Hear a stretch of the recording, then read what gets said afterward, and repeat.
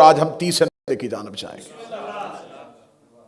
رسول اللہ نے اپنے آخری حج کے موقع پہ حجۃ الوداع پہ ایک عالمگیر خطبہ ارشاد فرمایا، اور اس میں رسول اللہ نے قیامت تک کے لیے اسلام کے تمام مسائل اور تمام احکامات بیان کر دیے۔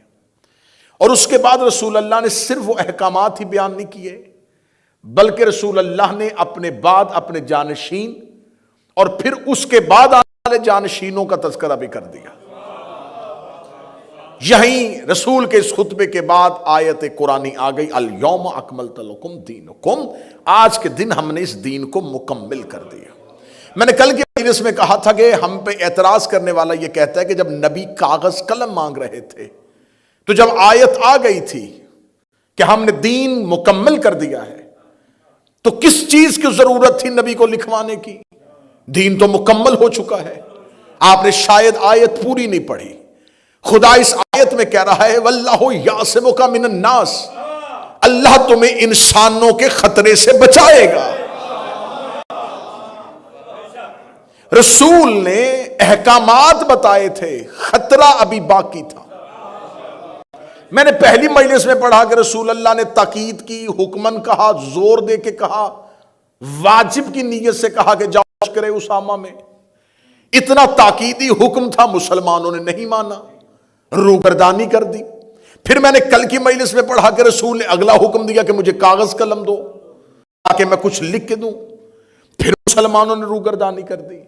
اب یہاں پر میں آج کی مجلس میں آغاز کرنے لگا ہوں کہ آخر کون سی وجہ تھی کہ جو اصحاب رسول کے لب ہلنے کا انتظار کرتے تھے کہ رسول کوئی حکم کرے اور ہم پورا کریں، جنہوں نے رسول کے کہنے پہ بت چھوڑے، جنہوں نے رسول کے کہنے پہ بیٹیاں زندہ دفن کرنا چھوڑی، جنہوں نے نبی کے کہنے پہ غیر اللہ کا سجدہ چھوڑا، جنہوں نے نبی کے کہنے پہ شراب کے مٹکے گھروں سے نکالے، جنہوں نے نبی کے کہنے پہ جوگر بت پرستی چھوڑی، جنہوں نے نبی کے کہنے پہ نمازیں پڑھنی شروع کی، روزے رکھنے شروع کیے، اتنا سب کچھ نبی کے کہنے پہ کر دیا۔ آخر میں کیا مجبوری بنی تھی کہ سب کچھ نبی کے کہنے پہ کرتے رہے؟ بت چھوڑنا زیادہ مشکل تھا کاغذ قلم دینے سے۔ جو قریب بیٹھے، جو نوجوان بیٹھے ہیں، یہ اس فکر میں میرا ساتھ دیجئے گا، وہ عادتیں جو گمراہی کے زمانے میں پڑی ہوں اسے بڑھاپے میں آ کے چھوڑنا، بڑھاپے میں صرف عمر ہی پختہ نہیں ہوتی، عادتیں بھی پختہ ہو جاتی۔ ان پختہ عادتوں کو چھوڑنا یہ مشکل تھا بجائے کسی لشکر میں چلے جانے کے، شاہ صاحب کاغذ قلم دینے کے۔ تو آخر ان مسلمانوں نے اتنی باتیں نبی کی مانی تھی، یہ باتیں کیوں نہیں مانی؟ اس کو سمجھنے کے لیے میری قوم کے بچوں ہمیں پیچھے جانا پڑے گا، کہ آخر ہمیں تھوڑا پیچھے جا کے دیکھنا پڑے گا کہ کون سا ایسا واقعہ رونما ہوا ہے جس کی وجہ سے جو ساری باتیں مان رہے تھے اب کوئی بھی نہیں مان رہے۔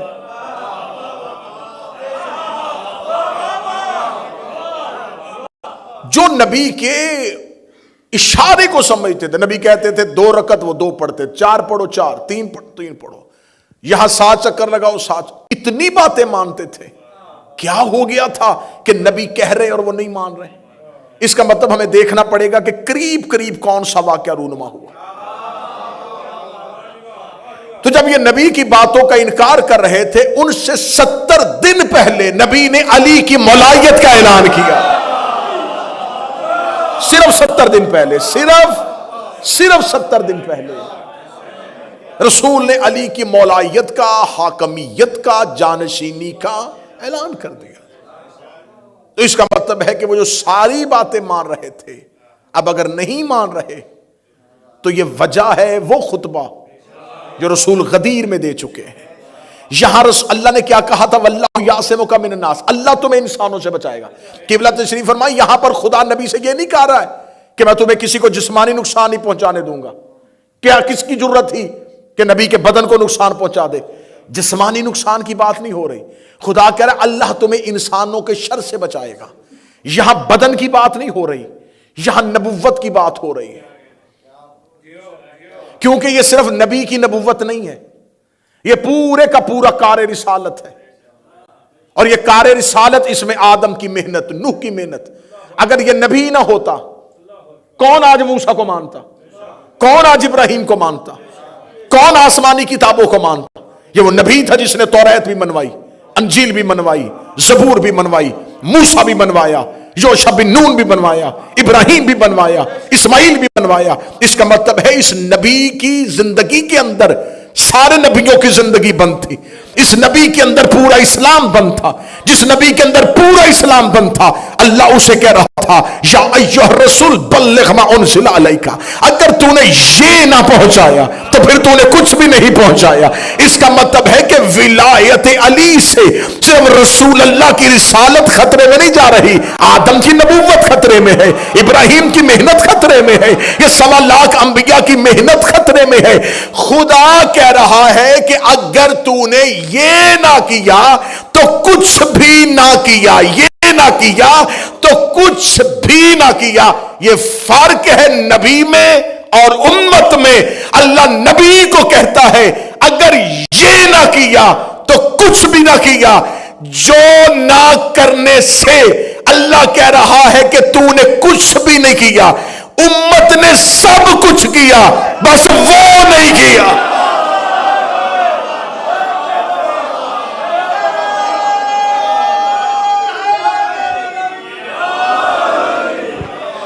میں بات سمجھا سکوں یا نہیں سمجھا سکوں؟ کتنا فرق ہے؟ بسم اللہ. کتنا فرق ہے کہ اللہ کہہ رہا ہے اگر یہ نہ کیا، کچھ نہیں کیا. امت نے باقی سب کچھ کیا، وہ نہیں کیا جس کی وجہ سے اللہ کہہ رہا ہے کچھ بھی نہیں کیا. اب خدا کہہ رہا ہے کہ میں تمہیں بچاؤں گا.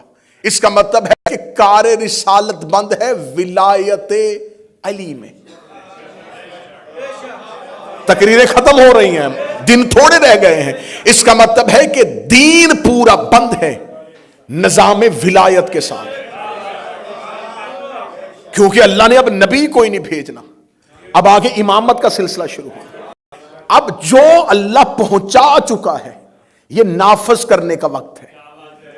ولایت ہے، نبوت کا کام ہے صرف پہنچانا، امامت کا کام ہے اس کو نافذ کرنا. اب نبی کی نبوت میں اور امام کی ولایت کے درمیان ایک گیپ ہے. نبی کہہ رہا ہے کہ جس نے اس نظام کو نہیں مانا اس نے کچھ بھی نہیں مانا. نبی کی نبوت اور اس نظام ولایت کے درمیان امت آ کے کھڑی ہو گئی. امت نے کہا کہ ہم نبی کا اس نظام کو اس ولایت کے نظام کے ساتھ مربوط نہیں ہونے دیں گے. اللہ نے کہا تھا کہ میرا محمد تو نہ گھبرانا، تو چلا بھی گیا، تو نے دنیا چھوڑ بھی تھی، میں اس نظام کو بچاؤں گا. لے میں تقریر کا پہلا، آج کی تقریر کا پہلا جملہ اپنے جگر سے نکال کے تمہارے اذہان عالیہ کے حوالے کرنے لگاؤ. اللہ نے کہا میرا محمد اگر تو آ بھی گیا یہ پھر بھی اس نظام کا کچھ نہیں کر سکتے، کیونکہ میں تمہیں بچاؤں گا. وہ جو اللہ نے کہا تھا میں بچاؤں گا، اس میں کو فاطمہ کہتے ہیں. وہ اس اللہ کی میں کو، یہ اس اللہ کی میں کا نام فاطمہ.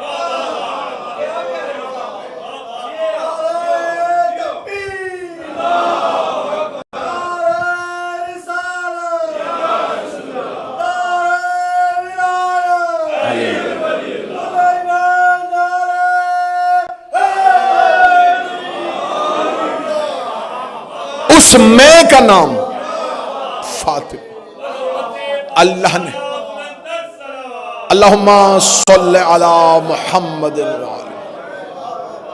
اللہ نے اس فاطمہ کے ذریعے وعدہ اللہ نے کیا، پورا زہرا نے کیا. میں تحریک سیدہ پڑھ رہا ہوں، میں انقلاب زہرا پڑھ رہا ہوں. خدا نے کہا تھا میں بچاؤں گا، اس میں کے وعدے کو پورا کرنے کے قبلہ آصم ولایتی صاحب تشریف فرما ہے، رونق مجلس ہیں۔ مذہب جعفریہ کے ہاں یہ حدیث معتبر ہے، غیر شیعہ کے ہاں اس حدیث کو لکھا گیا ہے لیکن اتنے تواتر کے ساتھ نقل نہیں کیا گیا جس طرح شیعوں نے مانا ہے، لیکن یہ غیر شیعہ کی کتابوں میں بھی یہ حدیث موجود ہے۔ نبی نے ایک حدیث قدسی کو بیان کیا، نبی نے فرمایا اللہ نے مجھے کہا تھا لولاک لما خلقت الافلاک، میرا محمد اگر تو نہ ہوتا۔ یہ شیعوں کے ہاں مستند ہے، اس پہ شیعوں کے ہاں کوئی جھگڑا نہیں ہے، سب شیعوں نے اسے صحیح مانا ہے کہ یہ صحیح ہے اور تواتر کے ساتھ یہ نقل ہوئی ہے اور اسے حدیث قدسی کی حیثیت ہے۔ اگر آپ نے ہزاروں دفعہ سنی ہے لیکن آپ نے آدھی سنی ہے، میں پوری پڑھنے لگا۔ فرمایا میں زمین و آسمان پہ کچھ نہ بناتا اگر تجھے نہ بناتا، کیونکہ یہ سب کچھ تیری وجہ سے، اگر تو نہیں ہوگا تو اس نظام کو چلائے گا کون؟ یہ نظام ہستی، یہ نظام ہست و بود، یہ نظام گیتی، یہ نظام آب و گل، یہ قائم ہی تیری وجہ سے، کیونکہ تو اس کا رسول ہے۔ پھر خدا نے فرمایا میرا محمد اگر میں علی کو خلق نہ کرتا تو تجھے بھی خلق نہ کرتا۔ یہاں معاذ اللہ نبوت کو کمزور یا مفضول نہیں کیا جا رہا، یہاں اعلیٰ کیا جا رہا ہے کہ اگر یہ علی نہ ہوتا تو تو نے جو نظام پہنچایا تھا اسے لے کے کون چلتا؟ تو اگر اس نظام کو میں نے آگے نہ چلانا ہوتا، میں تجھے نہ بناتا، کائنات نہ بناتا اگر تو نہ ہوتا، تجھے نہ بناتا اگر علی نہ ہوتا۔ قرآن یہاں لے آؤ، میں سر پر رکھ کے حدیث پڑھتا ہوں، فرمایا اگر فاطمہ نہ ہوتی میں تجھے اور علی دونوں کو نہ بناتا۔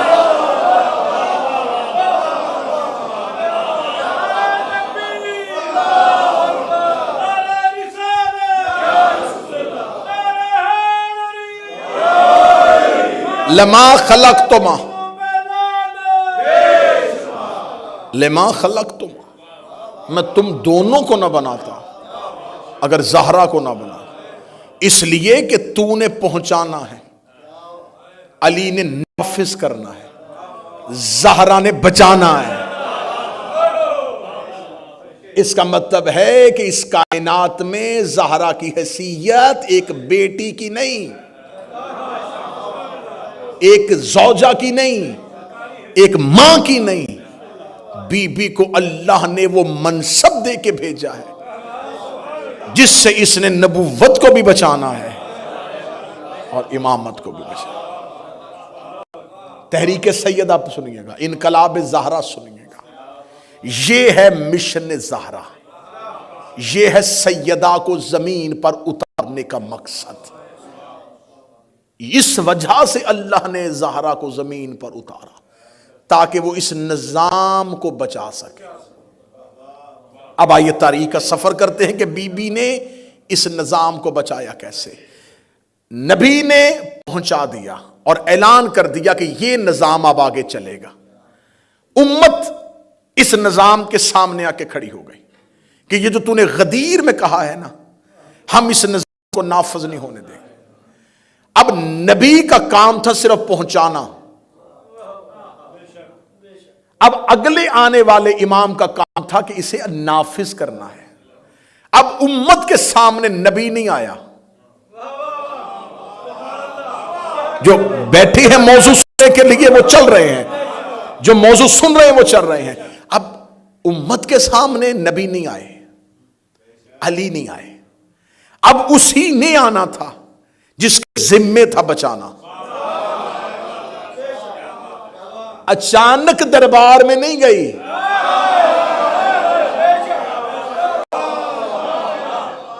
زمینی ملکیت کے لیے نہیں گئی، شہزادی نے اس پورے نظام کو بے نقاب کرنا ہے۔ سیدہ کی تحریک کہاں سے شروع ہوتی ہے؟ اب یہاں پر تاریخ کا یہ سفر ہے کہ رسول اللہ جہاں تک میں کل پہنچا، رسول کا دو مجھے کاغذ قلم، میں تمہیں کچھ لکھ دوں، انکار کر دیا گیا، رسول کو وہ کاغذ قلم نہ دیا گیا۔ اب یہاں پر اہل سنت کتابوں میں ابن ابی الحدید نے بھی اپنی شرح میں لکھا کہ رسول نے بستر سے سر اٹھایا اور اٹھا کے رسول نے فرمایا میرے حبیب کو بلاؤ، اور نبی کی ایک زوجہ جلدی سے اٹھی اور انہوں نے اپنے باپ کو بلایا۔ جو ہی صاحب شارح نہج البلاغہ ابن ابی الحدید کہتا ہے کہ جو ہی وہ شخص جسے نبی کی ایک زوجہ نے، جب نبی نے کہا میرے حبیب کو بلاؤ، اس نے اپنے باپ کو بلایا، نبی نے چہرہ پھیر کے کہا میرے حبیب کو بلاؤ۔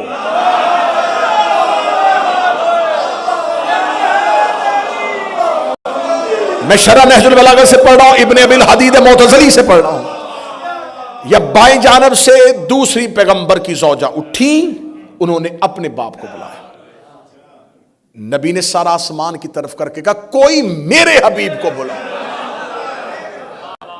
جب دونوں بزرگ شرمندگی سے حجرے سے نکل رہے تھے، زہرا نے دروازے پہ کہا یا علی بابا بلا رہے ہیں، یا علی آپ کو بابا بلا رہے ہیں۔ حق وہ ہے جو غیر کی زبان سے نکلے، آپ کو بابا بلا رہے ہیں۔ رسول اللہ نے مولا علی کو بلایا اور رسول اللہ نے اپنے دونوں ہاتھ بستر پہ بیماری کی وجہ سے لیٹے ہوئے تھے، رسول اللہ نے شدت مرض کو چھوڑا اور اپنے دونوں ہاتھ مولا علی کے بلا تشبیہ کاندھوں پر رکھے، کاندھوں پر رکھنے کے بعد اپنی چادر کو اپنے اور علی کے سر کے اوپر دیا، اور جو انہوں نے نہیں لکھا تھا وہ علی کو سنایا۔ کوئی بندہ بیٹھا ہے جو محنت کی قدر کر سکتا ہو؟ جو لکھا نہیں گیا تھا وہ علی تک پہنچایا۔ کافی دیر نبوت اور امامت ایک دوسرے کے ساتھ یوں ہی بغل گیر رہی۔ آخر مولا امیر المومنین نے رسول کو سہارا دے کے رسول کا سر مبارک تکیے پر رکھا۔ یہاں پر ایک مجھے روایت کا اور پوسٹ مارٹم کرنا ہے۔ کہا جاتا ہے کہ نبی نے آخری وقت میں ایک صحابی جس کا نام ابو بکر ابن قحافہ تھا، اس سے اپنی جگہ پہ مصلی عبادت پہ نماز جماعت کی امامت کے لیے کھڑا کیا تھا۔ بڑی خندہ پیشانی سے جملے سنیے گا، بڑے یقین سے سنیے گا، بڑے اعتماد سے سنیے گا۔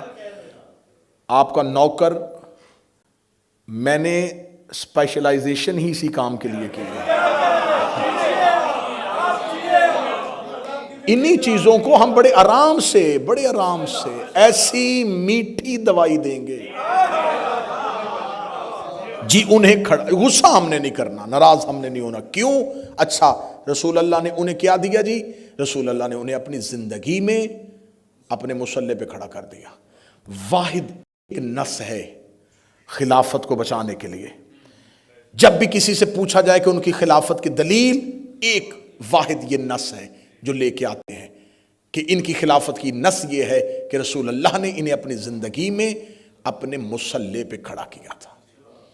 ٹھیک ہے، ہم آپ کی اس نص کو تسلیم کرتے ہیں۔ آپ یہ بتائیں کہ کیا آپ کے پاس وہی دین ہے جو نبی نے دیا تھا؟ سنو، جی ہمارے پاس وہی دین ہے۔ اگر آپ کے پاس وہی دین ہے تو کیا آپ کے مذہب میں امام جماعت کی کوئی شرط ہے؟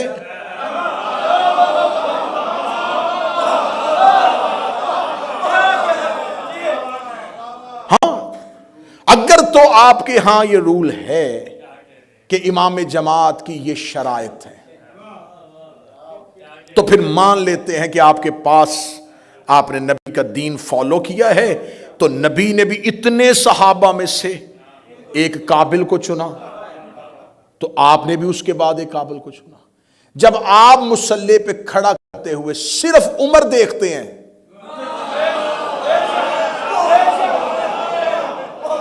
کوئی قابلیت نہیں دیکھی جاتی، صرف ہمارے ہم مذہب جعفریہ میں پیش نماز کی شرطیں ہیں،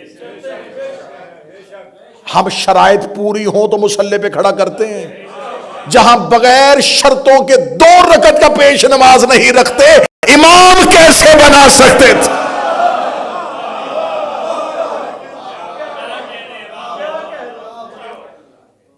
یہ ایک نص ہے کہ جس وجہ سے انہیں، اور جب اس کو پڑھا گیا تو اس کے لیے اتنی حدیثیں، خود ہی اتنی کنفیوژن پیدا کی ہوئی ہے کتابوں میں کہ ایک حدیث ہے کہ رسول نے کہا تھا، ایک حدیث کے نہیں رسول نے نہیں کہا۔ رسول کے اس وقت حجرے میں عبداللہ ابن زمان کھڑا تھا، رسول نے اسے کہا کہ کون ہے جو مسلمانوں کو جماعت کروائے گا، تو وہ باہر گئے اور باہر جا کے اس نے ان کو کھڑا کر دیا، اور بعد میں اس نے کہا کہ مجھے تو رسول نے کہا ہی نہیں تھا، میں نے اپنی مرضی سے آپ کو کھڑا کیا تھا۔ اتنی کنفیوژن ہے کہ کوئی ایک بھی حدیث مجھے صحیح لا کے بتائے کہ یہ ایک حدیث ہے جس کو تمام نے مستند کہا ہے اور تمام نے اس پر اجماع کیا ہے کہ یہ حدیث ہمارے ہاں معتبر ہے۔ 7 سے زیادہ حدیثیں تو میں بیان کر سکتا ہوں۔ کوئی حدیث نبی کی بیوی کی بیان کر رہی ہے، وہ کہہ رہی ہے کہ نہیں مجھے کہا گیا تھا۔ تو ایک نبی کی بیوی کو جب کہا گیا، حضرت عائشہ سے کہا گیا کہ تو میرے مصلی پہ کس کو کھڑا کر، اس نے کہا کہ نہیں میں اپنے باپ کو اس لیے نہیں کھڑا کر سکتی کیونکہ وہ نرم دل ہیں، جب آپ کی جگہ پہ کھڑے ہوں گے تو وہ روئیں گے اور رونے کی وجہ سے وہ نماز اونچی آواز میں نہیں پڑھا سکیں گے۔ بھی حدیث اہل سنت کی کتابوں میں آئی ہے۔ ہاں اس طرح بھی حدیث آئی ہے، میں ساری بیان کر دوں، اس طرح بھی حدیث آئی ہے، اس طرح بھی روایت آئی ہے کہ اس لیے انہیں کھڑا نہیں کیا گیا کہ انہوں نے کہا کہ وہ روئیں گے اور رونے کی وجہ سے ان کے حلق سے آواز نہیں نکلے گی اور مسلمان نماز کیسے پڑھا سکے۔ پھر مختلف جگہوں پہ مختلف قسم کی روایتیں آئیں، کوئی ایک روایت تو آئی نہیں، کوئی ایک نص تو آئی نہیں جس پہ ہم دلالت کر سکیں، ہم اسے مان سکیں کہ اس وجہ سے۔ اچھا آپ کہتے ہیں کہ انہیں رسول نے تجویز کیا تھا، تو جس رسول نے اپنے بعد میں بڑی اہم بات نوٹ کروانے لگا، جس نبی نے اپنے بعد اپنے جانشین کا فیصلہ امت کے حوالے کیا تھا، اس نے مصلی پہ نماز پڑھانے والے امام کا امت کے حوالے کیوں نہیں کیا؟ نبی کو چاہیے تھا، نبی کہتے کہ جاؤ جا کے خلیفہ تو بعد میں تم نے میرا چننا ہے، تو مسجد میں کھڑے ہو کے جس کو تم لوگوں نے چننا ہے اسے مصلی پہ کھڑا کر دو۔ اچھا 2 رکعت کی نمازیں پڑھانے کے لیے تو نبی فیصلہ کرے کہ کون جائے گا۔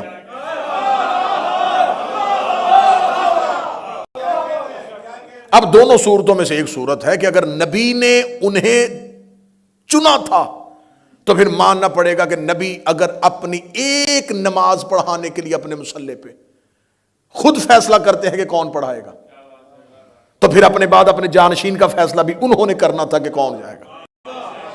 اور اگر نبی نے جانشین کا فیصلہ نہیں کیا تو پھر امامت بھی غلط ہے۔ پھر دوسری بات ہے، تھوڑی دیر پہلے نبی کہہ رہے کاغذ قلم دو، اور انہی میں سے ایک شخص کہہ رہا ہے کہ انہیں ہذیان ہو گیا ہے، اور جب انہوں نے کہا اسے کھڑا کر دو، انہوں نے کہا آپ ٹھیک ہو گئے ہیں۔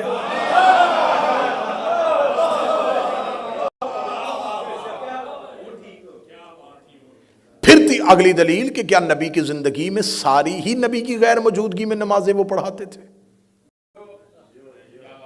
جب رسول سفر پہ جاتے تھے تو ہر نماز تو نبی نے، جب رسول مدینہ سے چلے جاتے تھے کسی نہ کسی سفر میں جاتے تھے، اتنے غزوات کے اندر رسول گئے، تو اپنے بعد رسول کسی نہ کسی کو تو کھڑا کر کے جاتے تھے کہ تم میرے بعد مدینے کے لوگوں کو نماز پڑھانا، تو پھر چاہیے تھا وہ سارے ہی آتے۔ بھئی اگر خلیفہ بننے کی شرط یہی ہے کہ جسے نبی نے اپنی زندگی میں مصلی دیا ہو تو سب سے پہلے ابن مکتوم کو آ جانا چاہیے تھا کہ مجھے نبی کہہ کے گئے تھے کہ تو بھی نماز پڑھا۔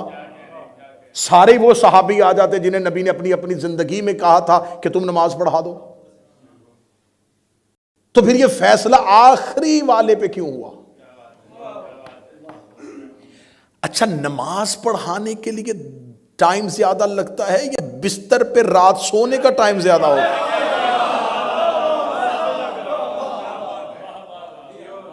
جو 10 منٹ کے لیے نماز کے لیے مصلی پہ آئے اس کے لیے شرط ہو گئی کہ یہ نص ہے خلافت کی، تو جسے اپنے بستر پہ لٹایا تھا۔